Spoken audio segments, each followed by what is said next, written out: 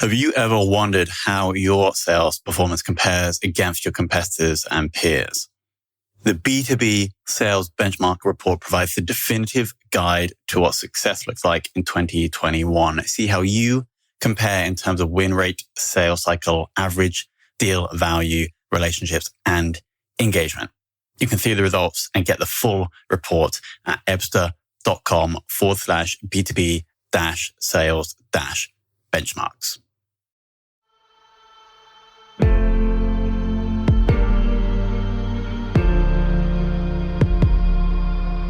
This is Sales Ops Demystified, the #1 most downloaded podcast in sales operations.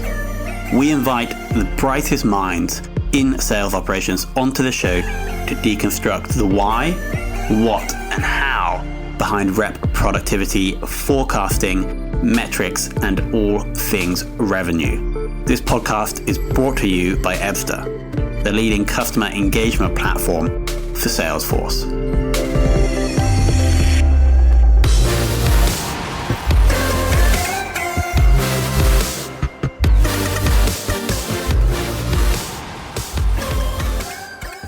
We're joined by Alan Kingsley-Perkins of Kingsley-Perkins Limited. That's right. But Alan comes with, I know this is going to be a very special episode because Alan comes with what we believe to be between 30 and 40 years experience in sales operations at companies such as IBM and Citigroup.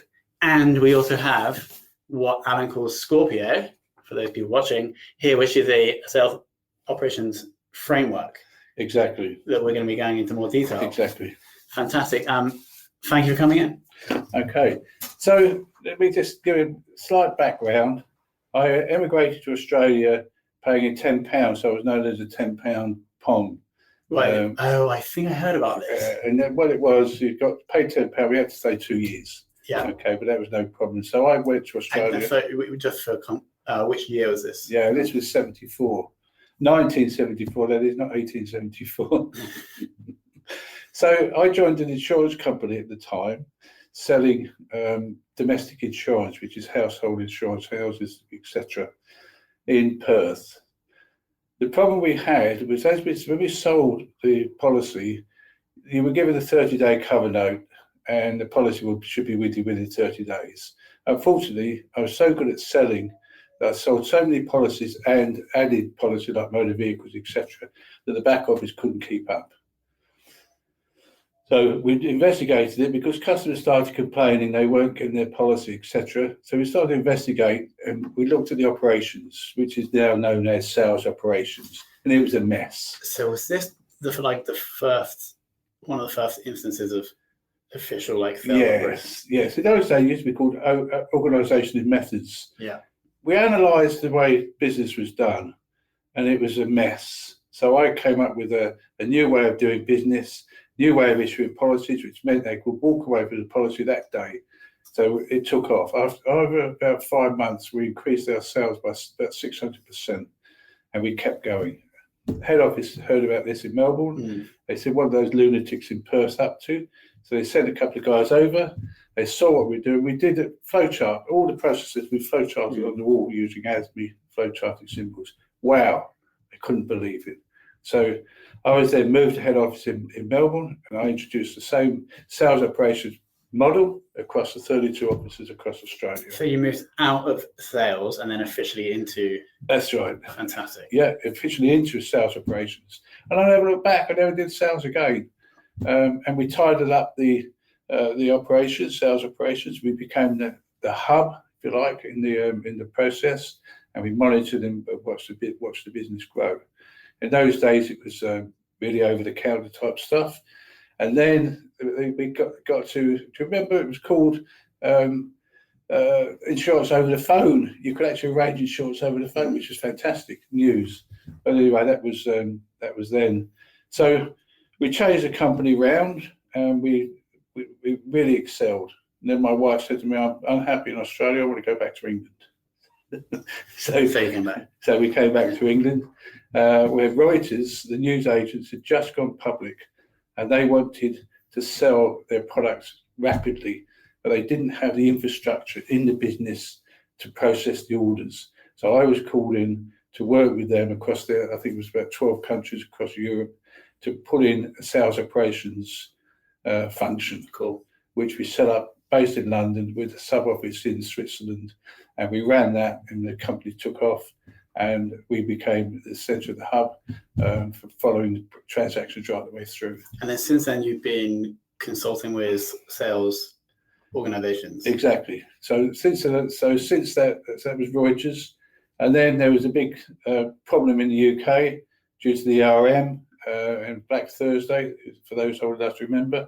So I went to the Middle East, where I joined Citigroup as their quality director. One day they said, we want to bring in, for our sales force, we want to bring in proactive selling, and we want to pay commission. Can you please come up with a strategy, a process, etc., for us to do that? So I set about coming up with a modelling tool, so I could measure what we sold, how much we sold, when we sold it, how many meetings we required to sell it, what products we were going to sell, who the target audiences were, and we put it all together in a big business model. We worked out the compensation required to pay the staff, so we didn't pay them too much and didn't pay them not enough. And over 6 months, our sales went through the roof again. Actually took off. We couldn't believe it. The branch structure and the telephone structure and the ATM structure just changed dramatically across the Saudi Arabia. So people in London, our EMEA head office in London, saw this and thought we'd gone mad. They said there's something wrong with the figures. The figures are too great. They can't be selling that much. So they came and saw us. And I showed them the model, showed them this here. And they said, this is fantastic, Alex. We can't believe this. Come and present it to London. So I went to London, I presented the proposals, etc.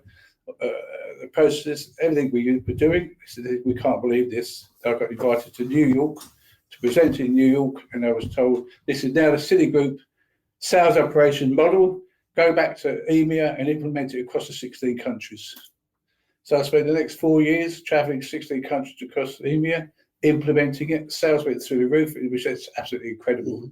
And as you know, this Citibank share price shot through the roof because of the volume.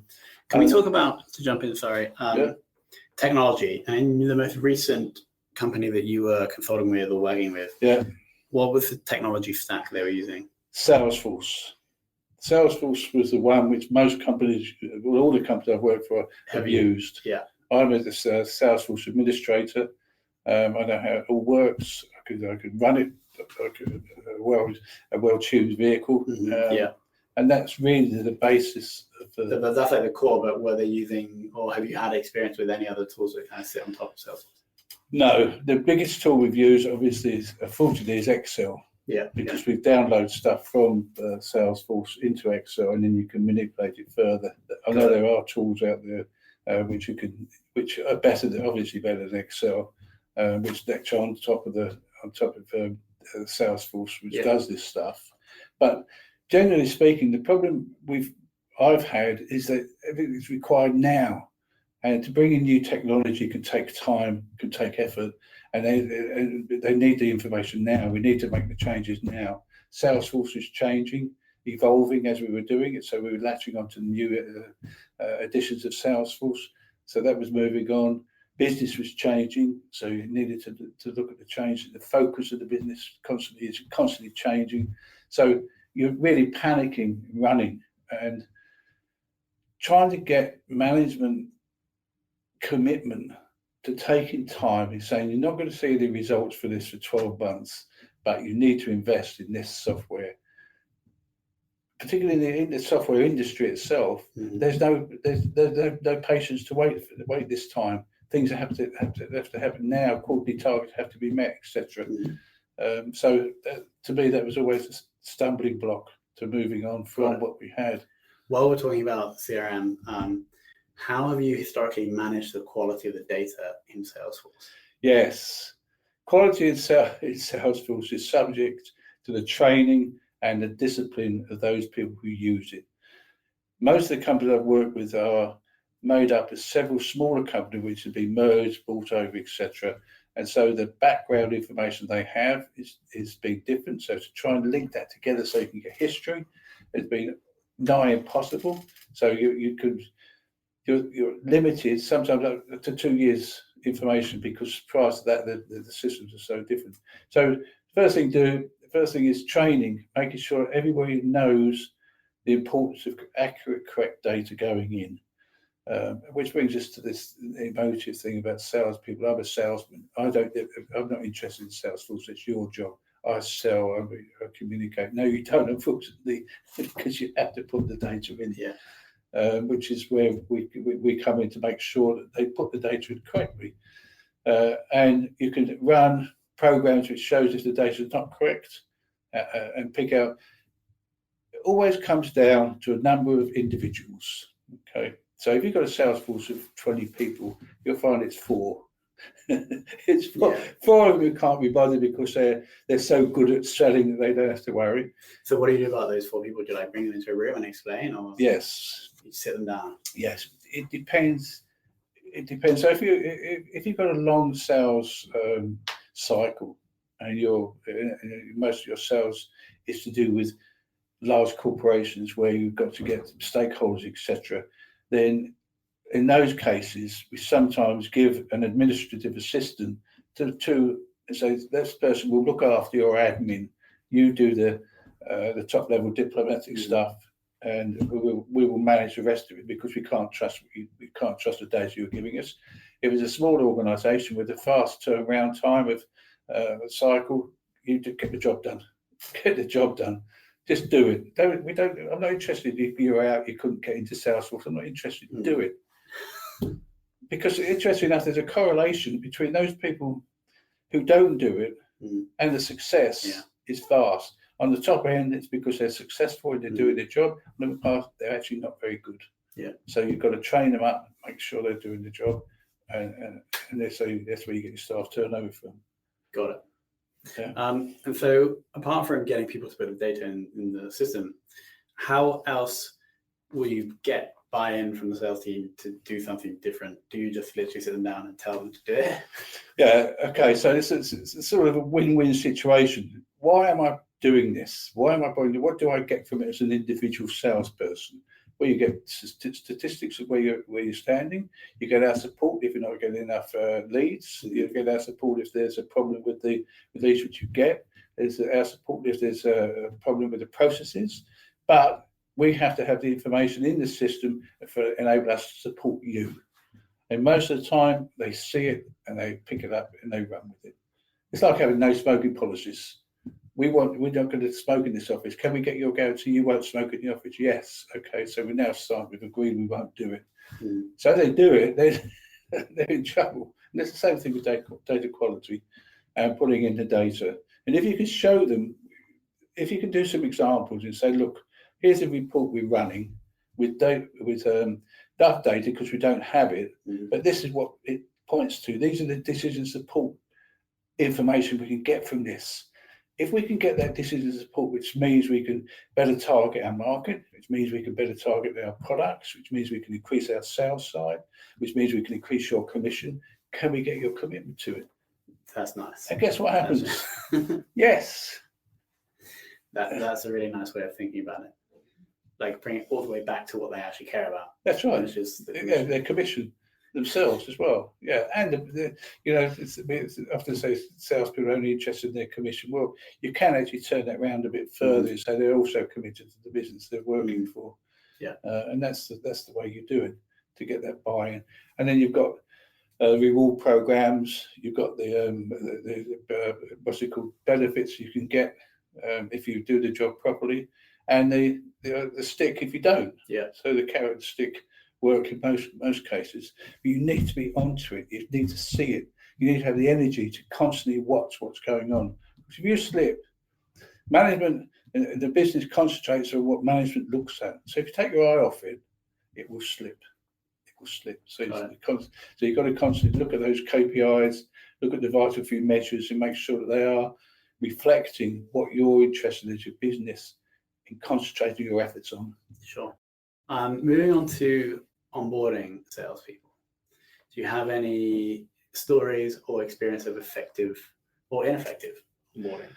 Yes. Onboarding starts off with recruitment. If you recruit the wrong person, then your onboarding is not going to work too well. If your company is suffering from a slightly higher staff turnover and you're not particularly got a very good name in the market, then that will affect the type of people you're going to be able to recruit. So your starting for 10 is saying, can we recruit the people we need with the skills, knowledge, and experience which matches our company? So that's the first thing. The second thing to do is have a proper structured induction program. Similar to in schools, when somebody new chap starts in school, they have a friend. So this is going to be look after you the first few weeks while you get engaged. That's us. That's sales operations. Okay, it's making sure they've got their laptop. It's making sure that it works. It's making sure they've got their ID code for Salesforce.com. Making sure they've gone through the 3-day training course, how to use Salesforce. 3-day training course. We used to try and do it in a day. I know that bit. We used it the last couple of days worked out. That's funny. We don't understand that part. Well, we didn't use that part. So that's why you start again. Most companies only use, I reckon, between 5 and 6% of Salesforce's capability. It's a record. That's all. So it's 3 days training on Salesforce with a structured program. We print screens and explain every field on those screens what it actually means, and then we'd run them through. We've got obviously a mock-up, so we can run them through various activities to follow it right the way through, and then at the end of it, they get a certificate. So I'm now Salesforce qualified as a salesperson, and we're going to continue to monitor them through it. Got it. But that's the key is that first 2 weeks into job to make sure they've got it. And then before that is actually trying to get the right people as well. That's right. And that's a disaster. You can spend 3 weeks in training somebody up. You can tell, they say you can tell a person within the first 30 seconds. You can tell within very quickly if this person can take on board the process in which is required to do the job. And it's, as I say, it's back down to HR and the recruitment process.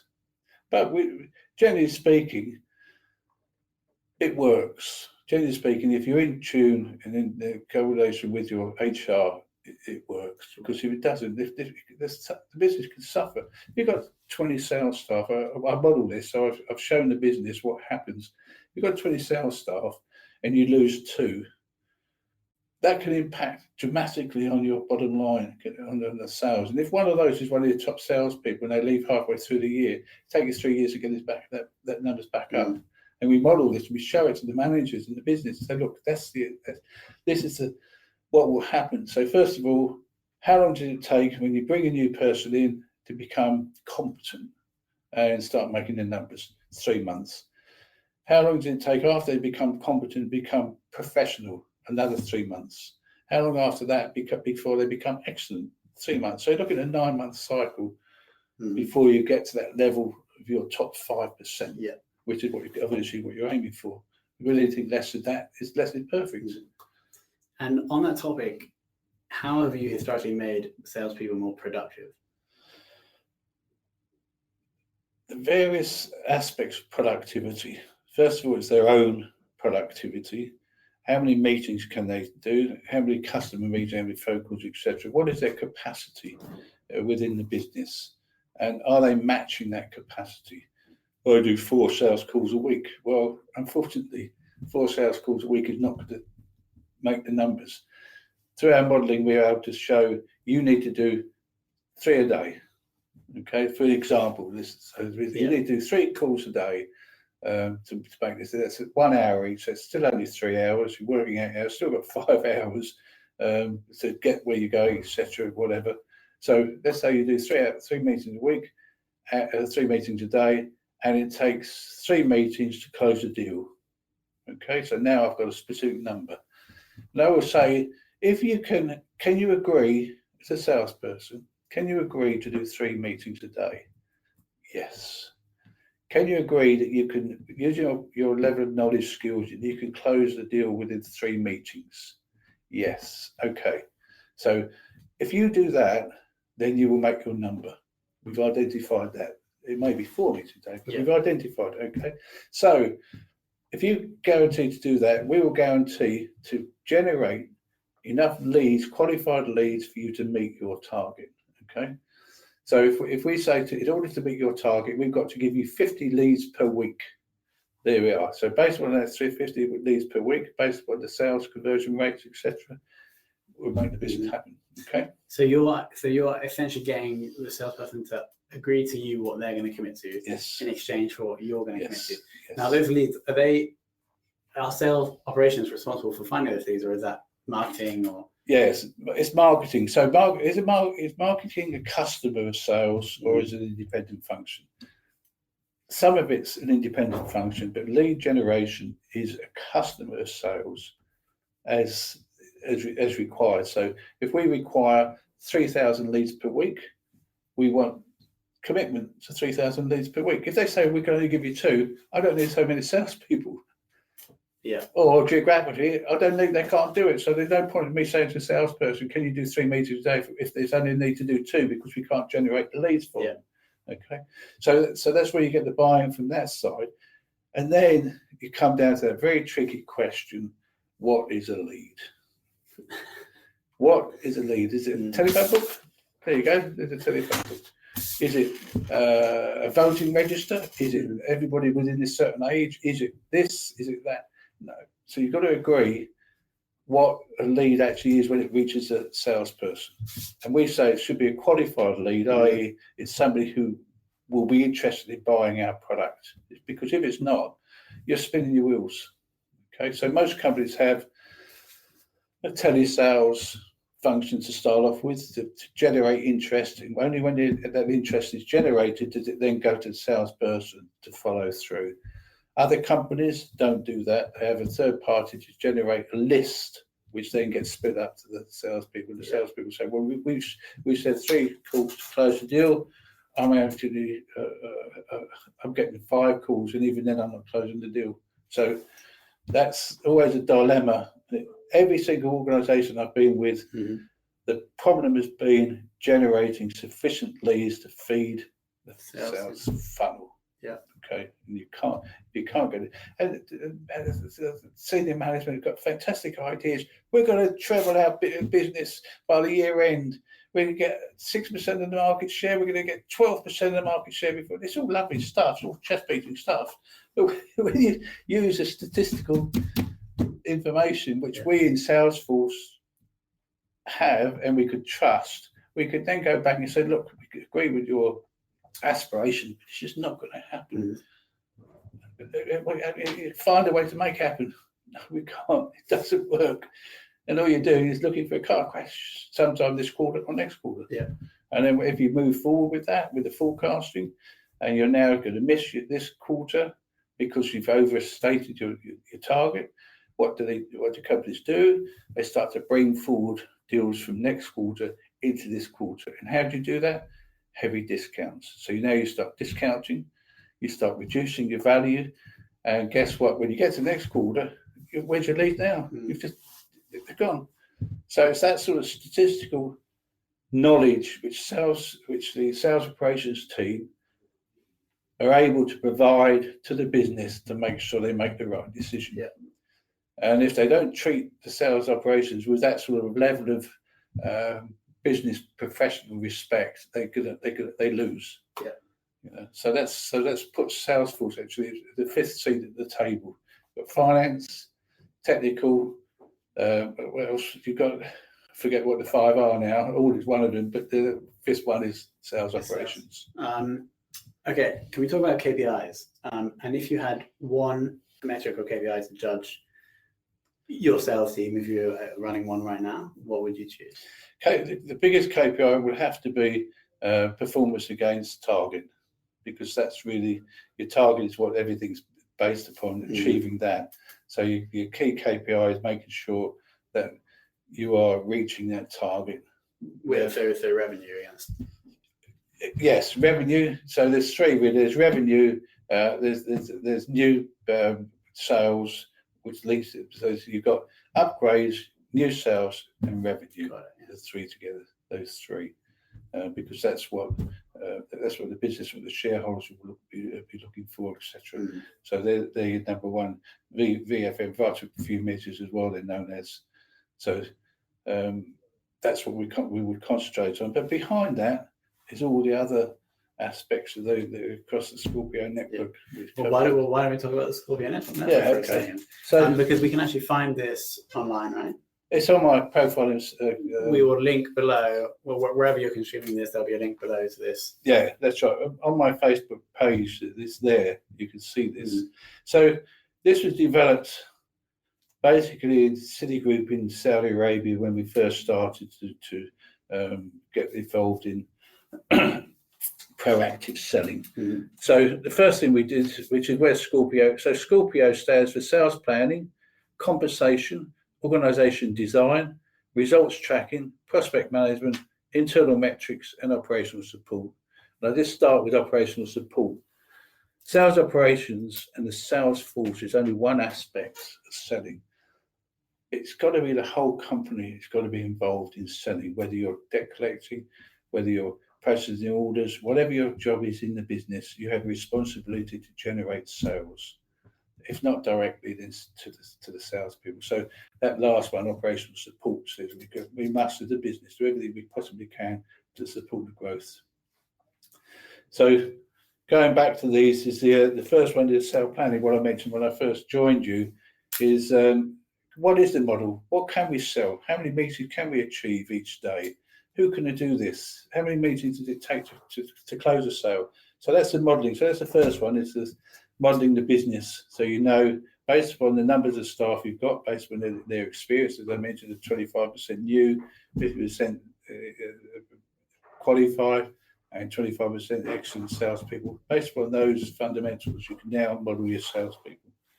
And then it's working out how much we're going to pay them. First of all, basic in commission, you've got to work that out correctly. Otherwise, you get silly situations where people are walking away with vast amounts of money, but not very many sales. So that's got to be right. You've got to, in addition to that, I've put these on again. And then you've got performance incentives, where that's a team. You put the team numbers together as well, so that helps them to do it. And then incentives for other members of staff within the business to generate leads for you. Organisation design, a critical aspect is the organisation design. Too many businesses act in silos, straight lines. This is us, this is us, this is us. If you look at my business card, you'll see it's got a musical note on it. I forget what it's called.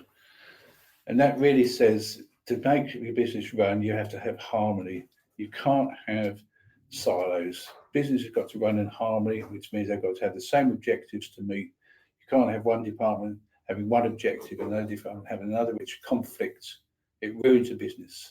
So that's making sure that the organisation is designed for it to support every aspect together in harmony. Results tracking, this is the key. This is Salesforce. Okay, so what are we going to measure? What are we going to measure? How are we going to measure it? And who are we going to report this to? And is it going to be a statistic, or is it going to be a decision support information? And our view is, well, my view is, it's got to be decision support. We are 30% of our target so far this quarter. Big deal, so what? It means nothing unless it drives action. Is this good? Is this where we should be? Is this right for the time? Or are we behind? Maybe we're ahead. So we need to understand what it means. So that's your results tracking. Prospect management. Prospect management, thank you very much. So we've mentioned this before, where are these going to come from? They're going to be coming from cold calling. They're going to be coming from other marketing activities. Who are they going to come to? Who's going to manage them? How are they going to get allocated to the salespeople, etc. All those aspects of prospects need to be managed. We've got this software, etc., to manage that and to look at it. Mm-hmm. So the last one, internal metrics. Internal metrics, yes, that's everybody again. So that's saying internal metrics says if we want to grow our business, we want the voice of the customer and the voice of the employee. I can't have employees leaving. I can't do it. It wrecks my business. High turnover damages the business. So I need to find out through the voice of the employee that they're happy. Obviously, the voice of the customer, I can't let them leaving. So I need to understand whether my customers are happy. Are we good and easy to do business with, which is really the basics of that. How easy is it for us to do business? Everybody on this call buys stuff from the internet. How easy is it? Some companies, you can put your details in, bang, you've bought it, it's done. Others, where's that page code? I've lost the page. Page's gone. It says there, it's going to pass me through to payments. It didn't pass me through. I spent 3 hours. I may as well have gone to Halfords and bought this myself. So that's really there. How easy are we to do business with? Got it. To round it all out, and as a reminder, everybody can go to a link below to download this completely. So you have, there's a lot more detail. We haven't been able to go into everything in Scorpio. But my final question is, who has taught you the most about sales operations in your career? I don't think it's been an individual. I could mention a couple of individuals who have prompted me to push this through. The first one I have to say was in Saudi Arabia, the princess. I can't mention her name because I think probably going to be into trouble. But through her commitment to us, what's the word? Giving the authority. That's the word I'm looking for. To give the authority for us to make decisions, to do things. And so many companies restrict you from doing that. They put you in a box and you keep you in a box. But good senior executives take you out and allow you to prove it, do it. Okay, you make a few mistakes, but prove it. So that's one. The other guy in Australia, Jeff, he was the same. He was the guy who spotted me in Perth and brought me to Melbourne. In Reuters, it was a guy called Stuart. Unfortunately, he's gone now, but he was the same. Giving you the ability and the scope to do it. To get out and just do it without being held back all the time. Got it. Well, that was a lot of wisdom in that 30 minutes. Yeah. Anything else? Any final words before we finish? Yes. If you want a good sales operations function, seek out the decision. Seek out the shakers and movers in your business. The people who solve problems. Those people who find an issue and fix it. Okay, they're there. They may not be in sales operations now. They might be in finance. They might be in technical. But there's a spark of people there who understand the business enough, understand the process enough to fix problems. Grab those people, through whatever the size of your business you need, and put them in sales operations and free them up. Take them away from the strands. They're there. They're fixing the problem. That might be a secretary. It might be a clerk. It might be whoever. They're there. Everybody knows them because guess what? They're the go-to people. They're the go-to. But why would you take them from where they are in the business into sales operations? Because they can do a much broader, business-wide, effective activity, rather than be kept within that. Yeah. And they will do it. And they will still do what they did in their own departments, but they can broaden out. And if you get 3 or 4 people and they all work together, you become a team of excellence. And then senior management start to use them for proper business analysis, proper sales operational effectiveness, and you watch the business grow. Got it. So that is what I want to finish on is if you're currently in sales operations or sales leader or CEO, find the people in the other departments who are super effective, bring them together so they can have a bigger impact on the growth of the business. Yes, exactly. Alan, thank you so much for your time. Thank you for listening to me.